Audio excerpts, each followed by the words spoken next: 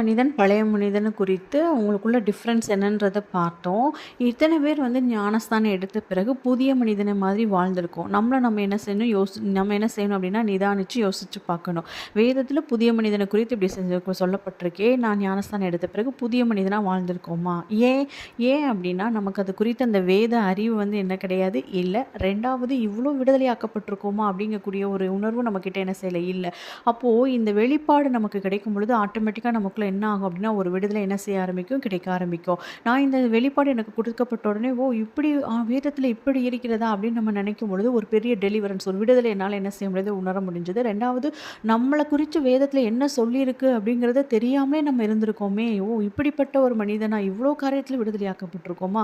அப்போ நம்ம ஆண்டவர குறித்து இப்படி நம்ம வாழணுமோ, அதுக்கு தானோ ஆவியானவர் கொடுக்கப்பட்டிருக்காங்களோ, அப்போ பரலோகத்துக்கு நேரா போகறதுக்கு நம்ம என்ன செய்யணும் அப்படின்னா, ஆயத்தமாகுவோம். அப்போ கர்த்தர் அதுக்கு தான் என்ன செஞ்சிருக்காங்க, பரிசுத்த ஆவியானவர்